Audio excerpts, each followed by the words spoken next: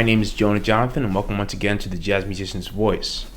Today I have the wonderful opportunity to present an interview I did with tenor saxophonist Wayne Escoffery, really one of the top players in the music. He's worked with the Who's Who, especially with Tom Harrell and the Mingus Big Band and many other groups, and he's an excellent leader in his own right. He's got many albums out, and he's a teacher at the Yale School of Music, professor over there.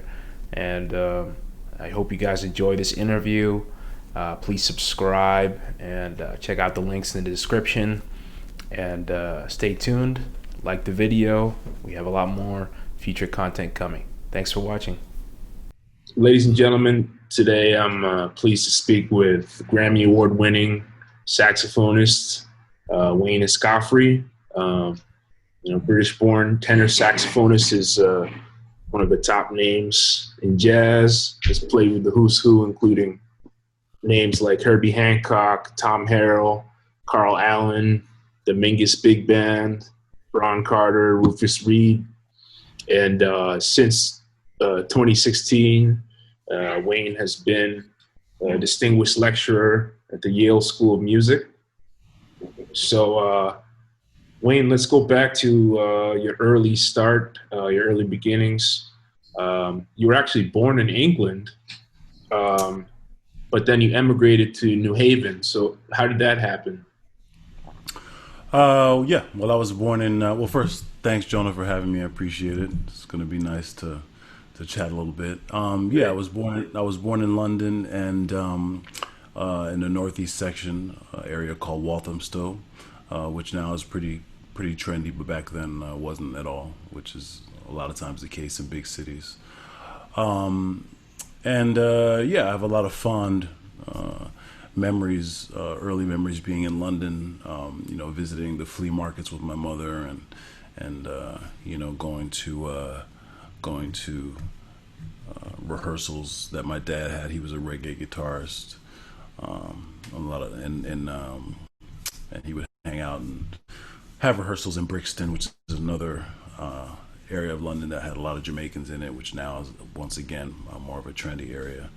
But while I had a lot of those great early childhood memories, I had a lot of rough memories back then because there was a lot of domestic abuse happening. So we actually moved from London to the United States. We actually didn't go directly to New Haven. We moved a lot of different places, but my grandfather lived in Florida, so the first place we went to was Florida. Wow. So, that must have been a big change to be an immigrant coming to the United States. It's a completely different world coming from England to the U.S. How did you initially get involved with music? Obviously, you said your dad was a guitarist, but how did you start doing music? Well, one of the good things about finally moving to New Haven is New Haven has a great artists and arts community, and also has some very good schools. And I went to an elementary school called Spring Glen Elementary that had a pretty decent music program. There was a guy by the name of Walden Moore who was the director of the Trinity Choir of Men and Boys in New Haven, and he was going around to different schools, kind of scouting, looking for young boys to be a part of this boys choir. And my music teacher recommended that I audition, and auditioned, and I got accepted to join the choir. And my mother's always been a big fan of classical music, and of course, there's a long tradition of boys choirs in England, so she was excited for me to participate in that. So that's how that started. Wow, that must have given you a good solid basis in music, because chorus, to be able to sing those parts can help add a lot of stuff to the music. I know in fourth grade or something, when I started music, they did have chorus too, and I didn't follow it all the way, but that's a great way to get started with music. It is, and while we're reading music and stuff like that, you're really learning by ear, and just it's a great workout for your ear, and a great way to be introduced to music, I think, and I'm very grateful that I had that experience. So what was it that exposed you to the saxophone, and how did you get started playing saxophone?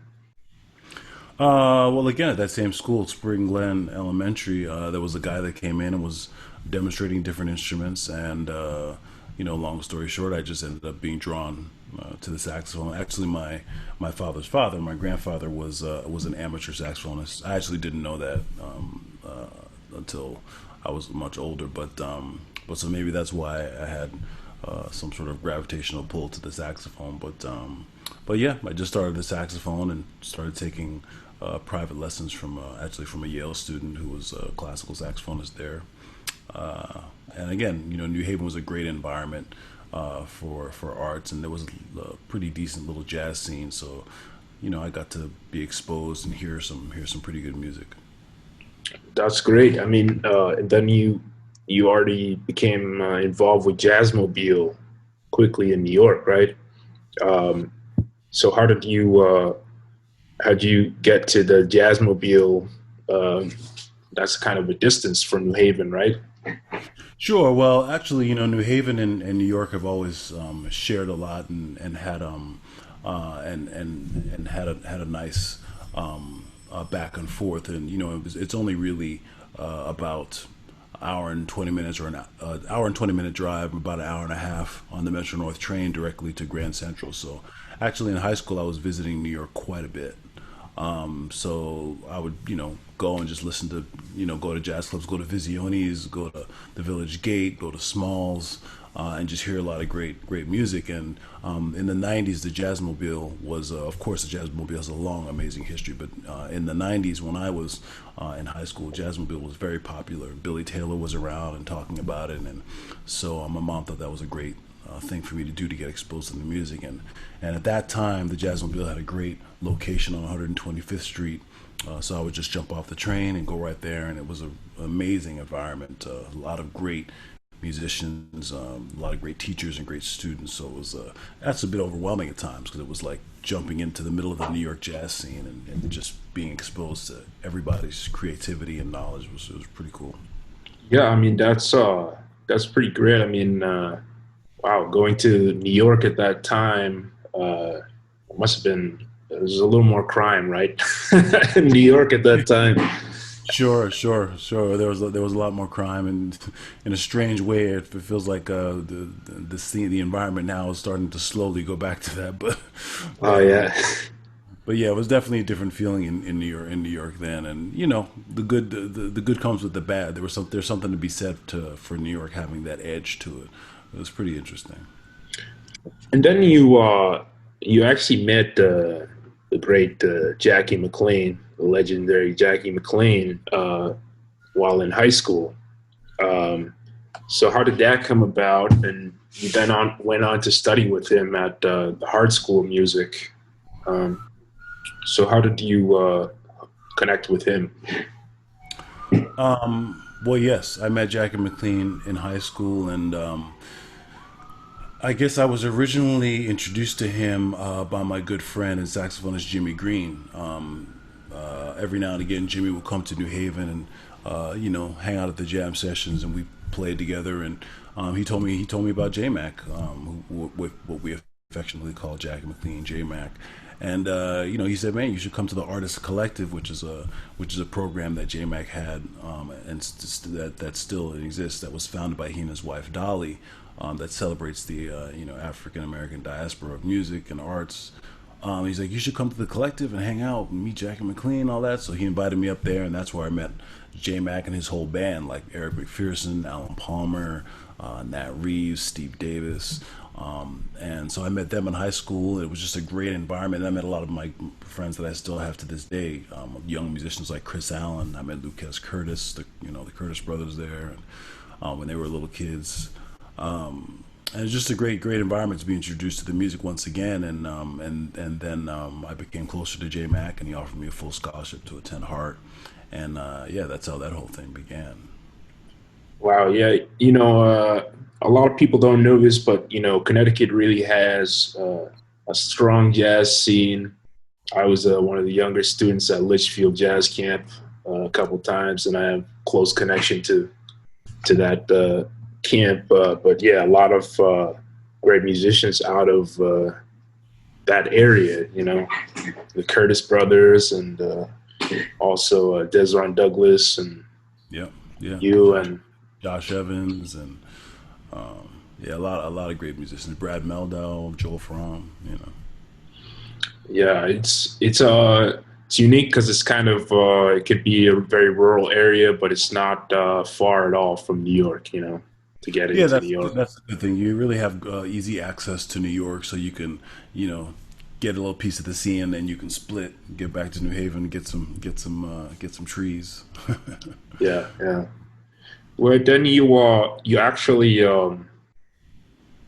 well, you could talk a little bit about Jackie if you want, like some of the things you felt you learned from him, because then you actually went to New England Conservatory after that. Right. Yeah. Well, with JMac, that was an amazing experience. I mean, and that was really the first time I spent a significant amount of time around a jazz legend. So I really learned how to just be respectful, and to listen and to take in everything that he had to offer.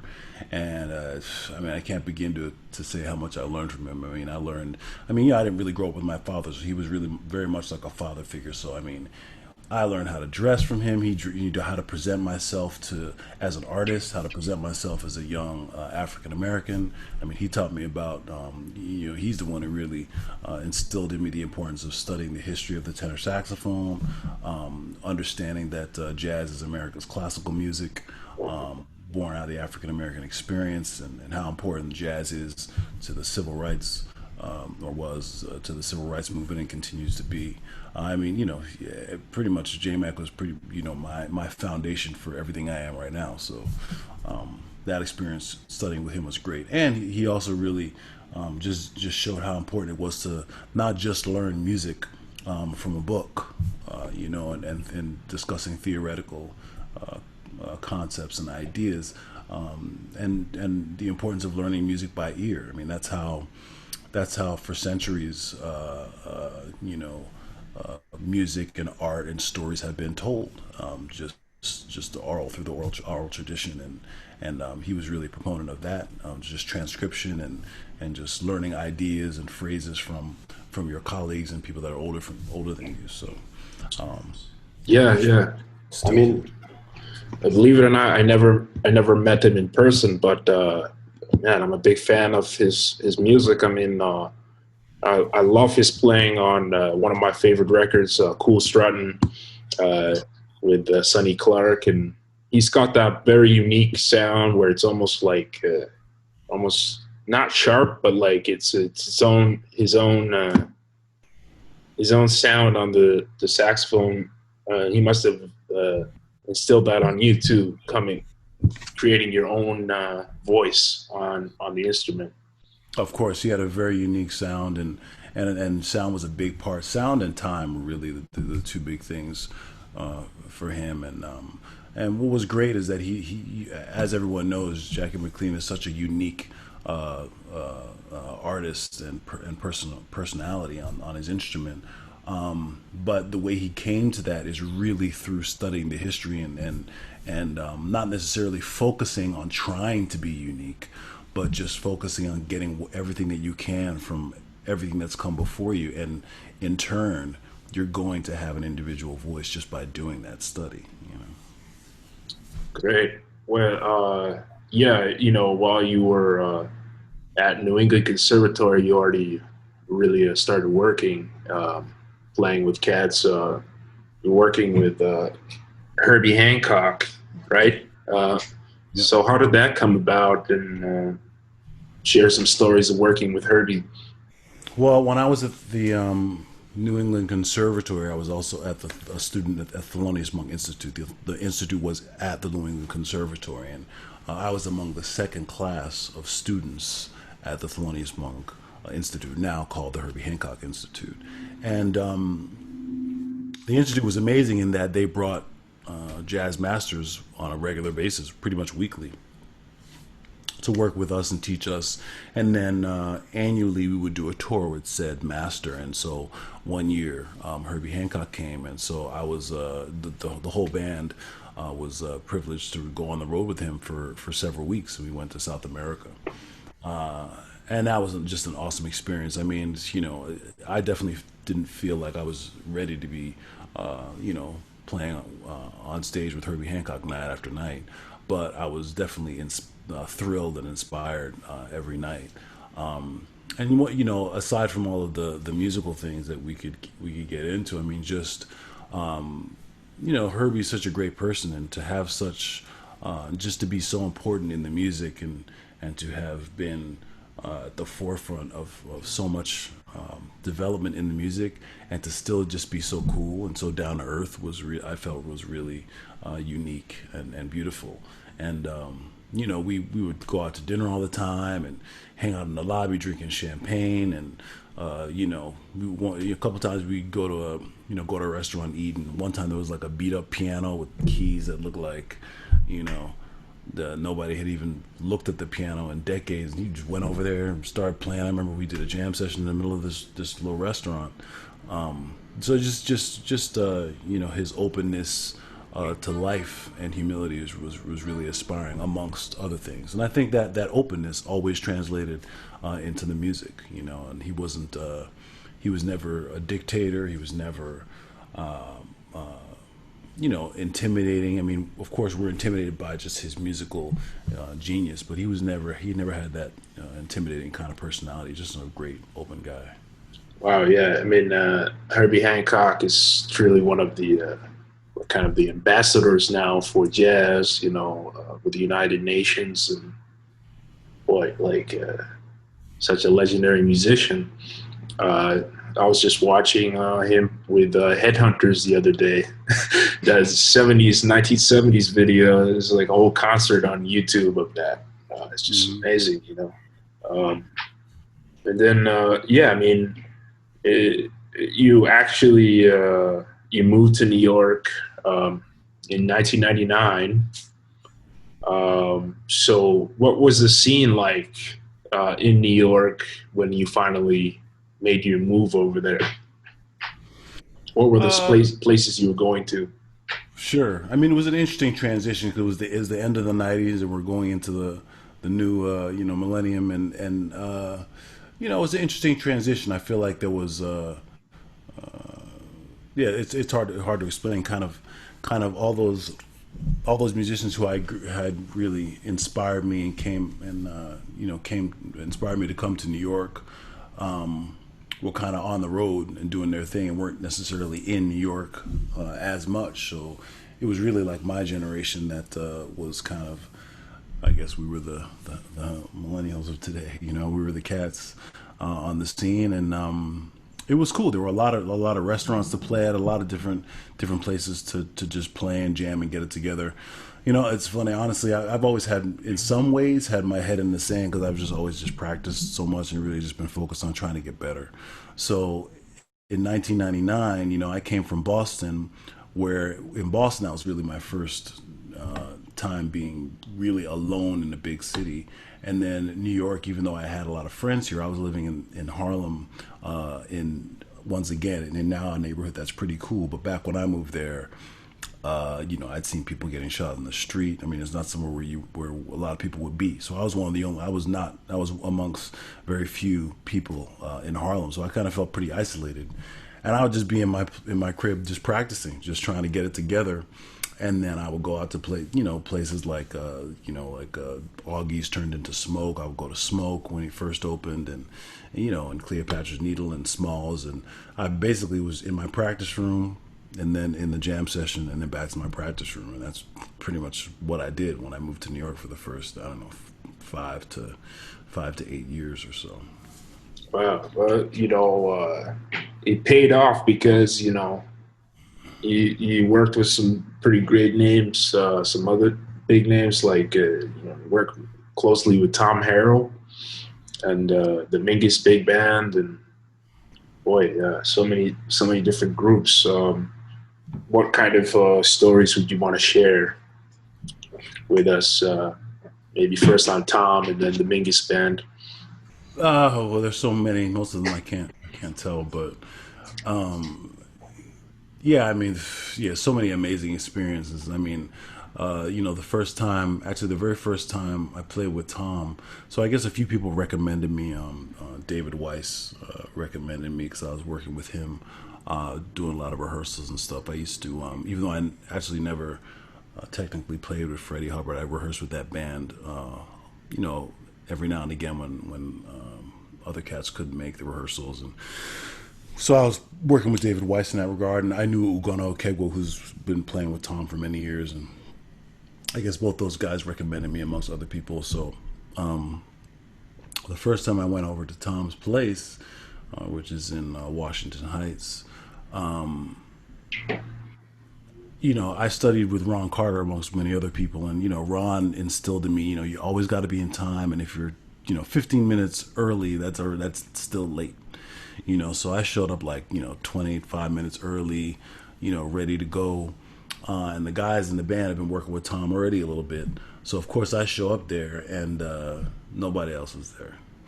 And this is really my first time meeting Tom, and of course all I hear is these stories that of course get inflated about his paranoid, his condition, being paranoid schizophrenic. And so I never been around somebody who's paranoid schizophrenic, so I was like, all right, I really didn't have any idea what to expect.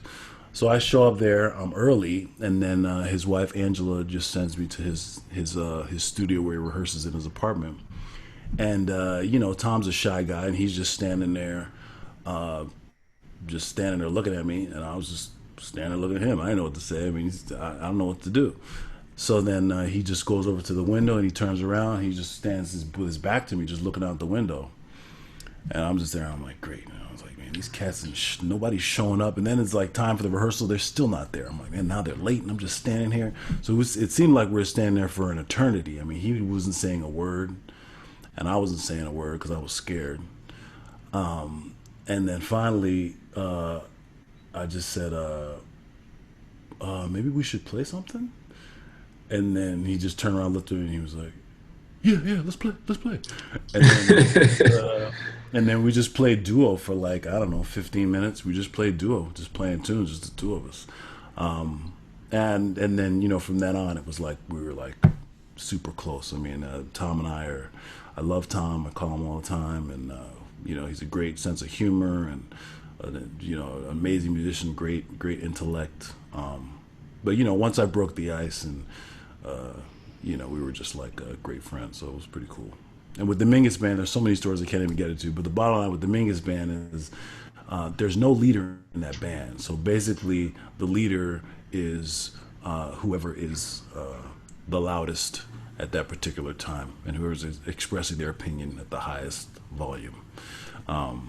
There are musical directors, and of course Sue Mingus, runs the band. But once we're on the road, it's every man for himself, and generally, the more contentious we are before the gig, the better the gig is. That's awesome. Well, actually, as a recording artist, you're pretty prolific too. I mean, you have, some 15 recordings as a leader. So talk a little bit about being a leader as a saxophone player, and what it takes to run sessions, and composing music and all that. Share with us. Sure. Well, I mean, there's a lot of different aspects to being a leader and leading your own band, and we all take our inspiration from different people, different bands that we've been in. First and foremost, I was fortunate enough to actually lead my own group since high school, really. I mean, I always wanted to play, so back in New Haven, I would find little spots that would have me, and I had a trio at this place called Rudy's that became kind of known amongst the in the Yale community. And I would play there regularly, so I just kind of got used to leading a band and putting music together. So that was a really great time for me. I mean, I played at Rudy's probably for about 8 years or so. And of course, when I moved to New York and started working with people like Eric Reid and Carl Allen, were the first gigs I really had, and of course Herbie, I really got to just see how they led their bands, and everybody has a different style of leading their band. And I think I'm kind of some sort of a mix of all of those styles. I mean, some of the guys I've worked with are very particular in what they want. They want things played a certain way. They even want you to solo a certain way, and they'll stop you and let you know, like, hey man, could you try doing something more like this? And they're very specific. And then other band leaders and you know, I might mention like someone like Carl Allen, or even Tom Harrell, are more hands off, and they want musicians to feel relaxed and to just play. In a way, they just, you know, and the way I think about Tom's very specific in what he wants. I mean, he writes his music meticulously by hand. He writes voicings out. He writes bass lines. He knows exactly what he wants and what he wants it to sound like. But that being said, I've always felt that he hired us. I mean, I was in the band for 10 years. So, I mean, he hired us because he trusted us as musicians and he trusted our interpretation. So while he had a very specific idea of what he wanted, oftentimes he would put a sheet of music in front of us, we'd go through it, and sometimes we'd do stuff that he didn't intend, and he was very open to just let it happen and be like, oh, you know what, yeah, cool, we like that, you know, and he, you know, and that's how I try to do something like that. I mean, when I rehearse a band, or when I write music and when I rehearse a band for a record date or whatever, I definitely have a very specific idea of what I want. I know what I want the melodies and the harmonies to sound like and the voicings, and I write most of that out. I know what I want to hear. Once we've rehearsed it and people play what I'm asking them to play, I'm very open to people offering suggestions or doing something else that I didn't intend, and I need that, and that's why I hire these musicians. That's why everybody in my band I hire, because just in the same way of someone like Tom Harrell, you know, I hire guys in the band who I trust musically. I don't just hire people who I think will do what I want, because that's not really what I'm looking for. That's really great. And your latest recording, is that the Humble Warrior, right? Yeah, Humble Warrior. Yeah. It's great stuff. Great band. You have some of that up on YouTube, right? Yep. That's on my. I actually have a relatively new YouTube channel, so that's on there. Yeah, that album did really well. I think it's actually still on the charts. It's been on the charts for weeks and weeks, and it was on #1 for several weeks. It's on the Smoke Sessions label, and I'm really happy with this recording. I mean, it features my most recent band that I've had for about 5 years now, with Ugonna Okegwo, Dave Kokoski, Ralph Peterson, and then it's augmented by guitarist David Gilmour and Randy Brecker's on there. And actually, my son even sings a song. So I'm really happy with how this project turned out. People really seem to be enjoying it, which makes me feel great. And the fact that it's still on the charts so many weeks and weeks after it's been released is awesome. So. It's really great. You know, actually, segueing into that, I remember the first time I met you, I was just a young cat who come to New York, to William Patterson in 2007, I think. I was coming to Cleopatra's a bunch, and a few nights you would come in and just you'd be playing these very long and musically, harmonically complex stories on the saxophone. You know, what went into, what goes into that sound, you know, and your style, because you have a unique improvising style. Yeah, well, thank you. I mean, well, like I said earlier, I mean, it really comes from the tradition of the music and comes from Jack and McLean. But one of the things I really love about JMac, which I feel like A lot of musicians, I guess it just takes them a while to really understand. Is just that, just because you want to swing and you value swing, just because you want to be able to play bebop and value bebop, just because you value whatever traditions that you're studying, it doesn't mean that you necessarily, number one, have to wear them on your sleeve, and it doesn't mean that it has to be one dimensional. So just because I'm playing over a tune, let's say a bebop tune, whatever it is, grooving high or whatever, and just because I have studied Sonny Stitt and Charlie Parker and could play the heck out of bebop changes and and do that, it doesn't mean that I have to be so obvious about it. It doesn't mean that I have to just box myself in. And Jack and McLean didn't do that. Wayne Shorter didn't do that. John Coltrane didn't do that. The list can go on. Kenny Dorham didn't do that. Miles Davis didn't do that. And those people were all masters of swing and bebop and the tradition of the music. So some of those long solos you might have heard is me just trying to figure out a way to juxtapose, all of that tradition that I've studied with some other interesting ideas that I think are worth including in the music. So it might be some sort of weird scale that I was thinking about and trying to figure out a way, well, how can I play one scale over the Bridge of Cherokee? Those kind of things that I'd be thinking about. Of course I could just play Cherokee, like how Dexter Gordon would, or however, all that, but there's not as much creativity and fun in me just doing that. I mean, you're doing this stuff to learn how to be creative. And like I said, Jack McLean is a great example of that, because he's a contemporary of Sonny Rollins, and and Charlie Parker was his idol, and that's what he was about. But if you listen to Let Freedom Ring and all these great albums that he did, he's on the forefront of avant-garde music.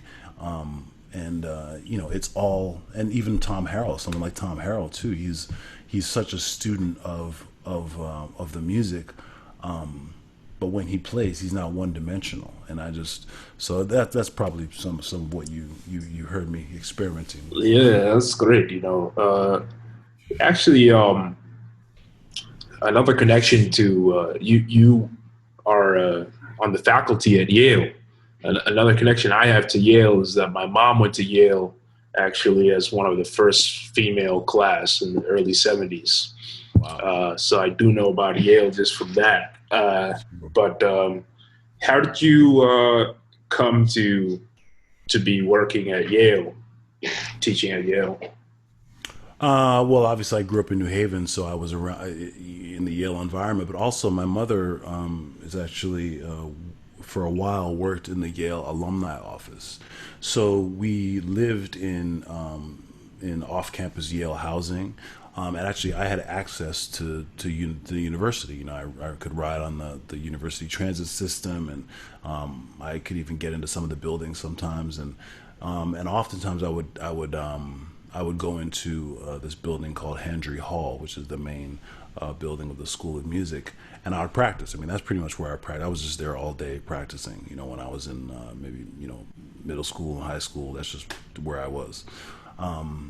And so a lot of the Yale School of Music faculty had always known who I was, even when I was a young kid. They would always just, and even though at times I wasn't necessarily allowed in some of the rooms, they would see me and be like, all right, that's that kid who goes and just practices the saxophone for like hours and hours, so just leave him be.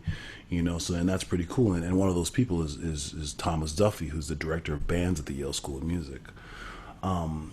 And also now one of my colleagues. And so he, a few years ago, about 4 years ago, when they were trying to expand their jazz offerings, he reached out to me because, again, he knew me. And over the years, I've been in touch with the school and been letting them know, like, look, Yale needs to offer something as far as jazz goes. And I want to give back to the Yale and the New Haven community because they've done so much for me. So he reached out to me, and he and Dean Robert Blocker, and asked if I'd be interested in doing some jazz offerings at the school. And so that's how that all began. It's really great. You must have been affected pretty bad with the coronavirus, though, right? Everything is closed up right now. How have you been coping with that? I mean, everybody in the planet's affected in pretty much the same way. I mean, we've all lost our gigs. There's no performing opportunities, or very very few, and it's hard. I mean, like I've mentioned a few times how much I practiced my whole life, and this is the first time where I'm not that inspired to really practice. I mean, and that's hard for me. It's one of the hardest things about being a jazz musician is being self-motivated. And when you have no one to play for, nowhere to play, it's even that much harder to be self-motivated, to sit in a room for hours and play your horn. I mean, why? So that's been the hardest thing for me. But what also this pandemic has done is really made me think about what's valuable in my life other than music. First of all, it reminds me how valuable music is, but it also reminds me about what's my situation, what's my living environment. What do I need to survive to sustain a certain level of mental health. So it's definitely given me a chance to reflect inward, which is a good thing. I just hope we come out of this soon and that we can get playing again, because I definitely miss being around people. I definitely miss playing gigs, and I miss being motivated to practice. Yeah. Well, we didn't go into this, but you were previously married to Carolyn Lenhart, the vocalist, and you have a child together, right? A son together. And then I think I read that you just moved from the Bronx to Manhattan, to Upper West Side, right? I did, yeah. I remarried during the pandemic, and we moved from the Bronx to the Upper West Side of Manhattan. Yeah, so it's great. Did I see that correctly? That you used to live right near where that stairway was that they had in the Joker movie? I think I saw that on Instagram. That Joker movie is was my staircase for 5 years. I mean, you had to walk up that staircase to get to my apartment. So, yeah, it was a funny little year and a half of exposure. And even today, there's tourists, that flock to that staircase just to get a photo. But the neighborhood is very unique in a lot of ways. I mean, I loved my apartment, and there are a lot of things I really appreciate about that neighborhood. And for about 16 years, I lived in Harlem. I mean, in Sugar Hill, which is where JMac and Sonny Rollins and all these cats were. So I was thrilled to be in Harlem and just take in Harlem. And I still feel like Harlem is in my heart. And then when Carolyn and I split, I moved to the Bronx, just across the bridge, and that hasn't had quite the same feeling for me. Although I loved my apartment, and I did appreciate the Bronx for what it offered, but it feels good to be back in Manhattan, to be in Upper West Side, and just to have a little bit easy access to everything. That's great. I did live in Harlem with my son's mother after he was born for a couple of years. Same area, like Sugar Hill area, 148th Street between Amsterdam and Convent. We had St. Nick's Pub was over there, and all those spots. Buildings since burned down, but. And actually, our Cleopatra's Needle is closing, or have closed, But I'm sure you're not that far from Smoke Jazz Club, at least, Yeah, it's nice. I can walk to Smoke, and I can go to the park and play outside. In theory, I haven't done it yet. In fact, I might do it in a little later. That's great.